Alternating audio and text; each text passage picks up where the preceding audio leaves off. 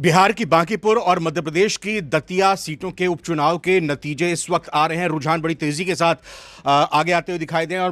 और अगर बात बिहार की बांकीपुर सीट की करें तो बीजेपी के लिए ये साख का सवाल है, क्योंकि बीजेपी के राष्ट्रीय अध्यक्ष नितिन नवीन के बाद ये खाली सीट हुई थी। इस वक्त क्या स्थिति चल रही है, पहले बिहार के बांकीपुर का हाल जानते हैं। अमित हमारे सहयोगी इस वक्त हमारे साथ मौजूद हैं। बांकीपुर में तो ऐसा लग रहा है कि प्रशांत किशोर लगातार आगे चल रहे हैं। जी हाँ, प्रशांत किशोर लगातार आगे चल रहे हैं। मतलब पहले ही राउंड से उन्होंने अच्छी खासी बढ़त बनाई हुई है। अभी भी उनको करीबन 2300 से ज़्यादा वोटों की बढ़त बन चुकी है। तो बीजेपी के कैंडिडेट जो हैं वो दूसरे नंबर पे खिसके हुए हैं। तो ये अगर यहाँ पर होता है तो बीजेपी के लिए बड़ा झटका होगा, क्योंकि बांकीपुर से आज तक वो कभी हारे नहीं है। तो ये एक बड़ा हो सकता है। अभी हालांकि अभी 5 ही राउंड की गिनती हुई है। अभी 31 राउंड की गिनती इसमें टोटल होनी है।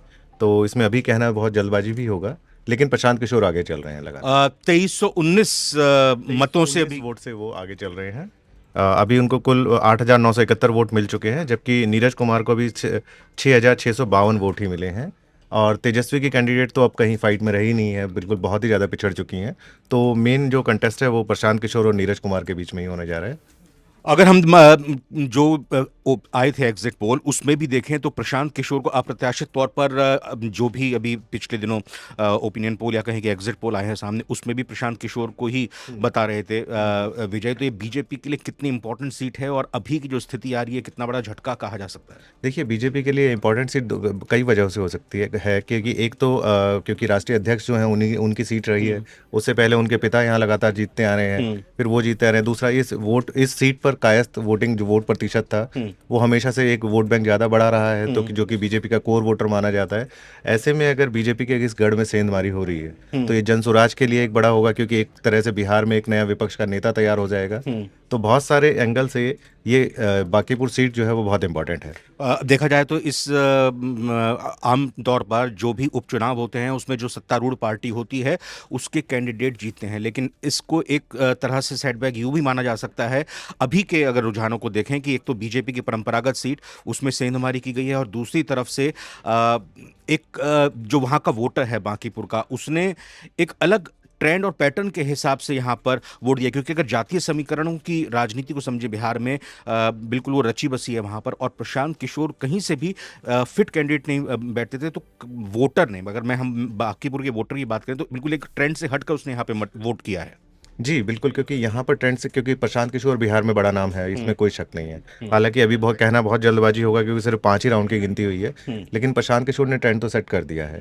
अब जो भी चीज़ें बदल रही हैं सारी चीज़ें हैं क्योंकि विकास के नाम पर बात हो रही है, यहाँ पर डेवलपमेंट को लेकर बात हो रही है। बहुत सारे भरत तिवारी जो हत्याकांड हुआ और भी जो बहुत सारे लॉ एंड ऑर्डर वाले जो इश्यूज़ हुए हैं उसका भी असर सीधे सीधे बांकीपुर पे दिखाई दे सकता है। तो इसका एक ये बड़ा वजह हो सकती है कि यहाँ से बीजेपी को सेटबैक हो जाए। ठीक है, तो ये अभी बिल्कुल तेजी के साथ यहाँ रुझान आ रहे हैं। अपडेट आपको लगातार देते रहेंगे, लेकिन फिलहाल की जो स्थिति दिखाई दे रही है उसमें बांकीपुर सीट से बीजेपी को फिलहाल झटका लगता हुआ दिखाई दे रहा है। लेकिन एक और इम्पॉर्टेंट सीट मध्य प्रदेश की दतिया, जहाँ से नरोत्तम मिश्रा, जो कि बड़े बड़े पदों पर मध्य प्रदेश सरकार में रह चुके हैं, गृह मंत्री तक के तौर पर वो रह चुके हैं, उनको लग रहा था कि उनका टिकट कन्फर्म होगा, लेकिन उनको टिकट नहीं मिल पाता है। फिर अभी की क्या स्थिति है दतिया के उपचुनाव में, मैं जानूंगा। यहाँ पर हमारे साथ हमारे सहयोगी जुड़ चुके हैं। विश्वनाथ जी, क्या स्थिति है मध्य प्रदेश के दतिया की?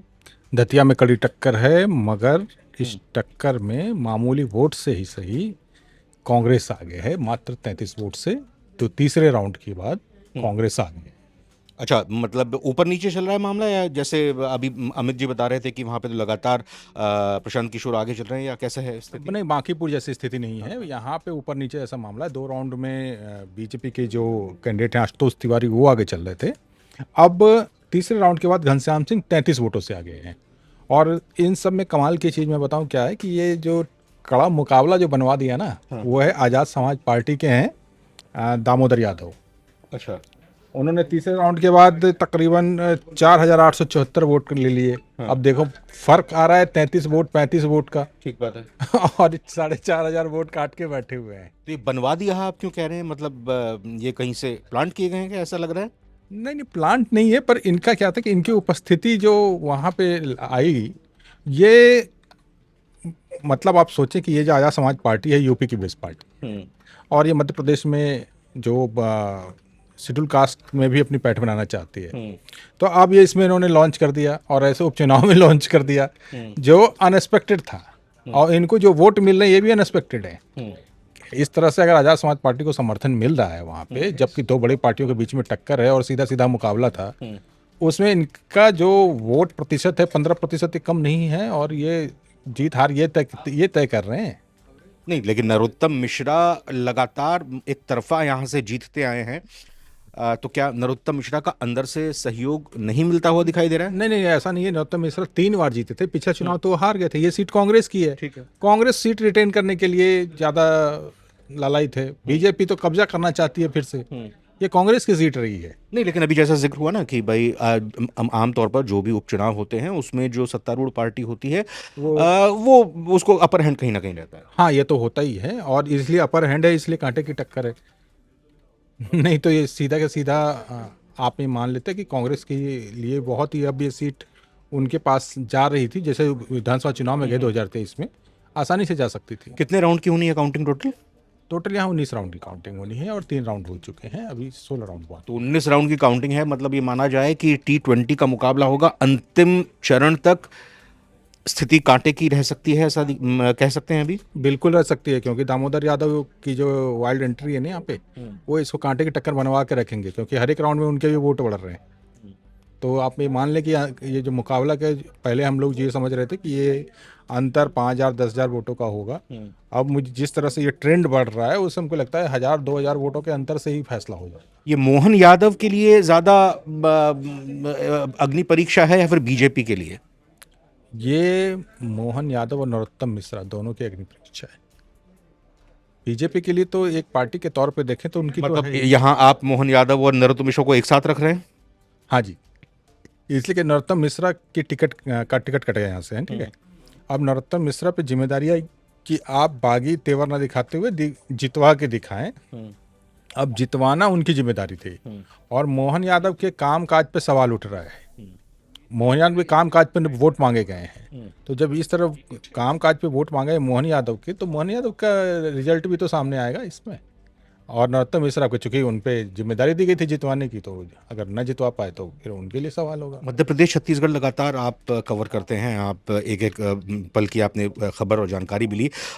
ओपिनियन या ये कहें कि एग्जिट पोल में क्या सूरत हाल बताया गया था इस सीट का? देखिए, ऐसा कोई एग्जिट पोल था नहीं उस चुनाव का। मैंने देखा कि एक लोकल सर्वे एजेंसी है, लोकल सर्वे एजेंसी, उन्होंने कांग्रेस की जीत की भविष्यवाणी की थी। अच्छा, मतलब कांटे का मुकाबला बताया गया था या फिर एक तरफा जीत बताई गई थी? नहीं नहीं, उसमें तो एक तरफा जीत बताई गई थी। वो लोकल एक सर्वे एजेंसी है जो कोई लोकल संस्था चला रही थी, तो उनका था ये। नरोत्तम मिश्रा का जिस तरह से टिकट उनको नहीं मिल पाया और फिर जो भी वहां पर उनके समर्थकों की तरफ से प्रदर्शन हुआ था, हिंसा हुई थी, दतिया के उपचुनाव में मुद्दा क्या रहा था? कांग्रेस किस मुद्दे को लेकर गई थी? क्योंकि जाहिर तौर पर अगर कांग्रेस बीजेपी की सरकार है तो बीजेपी कैंडिडेट तो डबल इंजन का मुद्दा वहां पर लेकर गए होंगे। कांग्रेस की तरफ से क्या मुद्दा यहाँ पर उठाया गया था? देखिए, कांग्रेस की तरफ से वो कोई बड़ा मुद्दा था नहीं, बस वही था कि दतिया की उपेक्षा। दूसरा था कि ये जब वोटिंग जिस दिन हो रही थी उस समय देश में सीजेपी प्रदर्शन हो रहे थे, और बहुत बड़ा इन्फ्लुएंस उसका था। खास के जो हम लोग ग्राउंड पे हमारे संवाददाता साथी थे, उनका कहना था कि एक माहौल में जो, अगर आप देखें कि एंटी बीजेपी का जो थोड़ा सा माहौल था कि भाई जो गैर बीजेपी के गैर समर्थक नहीं समर्थन करने वाले वोटिंग के लिए आ गए, क्योंकि वहाँ रिकॉर्ड वोटिंग हुई, 71.44% वोटिंग हो गई उपचुनाव में। उपचुनाव में अमूमन आप देखते होंगे कि 60% 50%। बांकीपुर में तो वही 34% पे रुक गया था। हाँ, वही आप सब जगह देखें, मगर वहाँ पे एक चीज़ ये समझ में आया कि जो सीजेपी आंदोलन और वहाँ पे किसान आंदोलन, जो मूंग दाल वाले किसान आंदोलन थे, तो उन सब का इन्फ्लुएंस था। और जो बीजेपी विरोधी या कहे गैर बीजेपी दल, उसके समर्थक जो थे वो आए, वोट किया, और इसी कारण 71% की वोटिंग हो गई उपचुनाव में। तो अभी तक की अगर स्थिति की बात करें, दतिया की तो 3 राउंड की यहाँ पर काउंटिंग हुई है, कांग्रेस के उम्मीदवार आगे चल रहे हैं। वहीं दूसरी तरफ बांकीपुर की अगर बात की जाए तो 5 राउंड में प्रशांत किशोर लगातार पहले ही चक्र से, पहले ही राउंड से आगे चल रहे हैं। अब देखना ये होगा कि नतीजों में किस तरह से तस्वीर साफ होती है। आपको आगे अपडेट लगातार देते रहेंगे और लाइव भी जुड़ते हुए एक्सपर्ट्स के साथ आकर उनसे बातचीत करेंगे और इन नतीजों का विश्लेषण करेंगे। फिलहाल बहुत बहुत धन्यवाद, नमस्कार।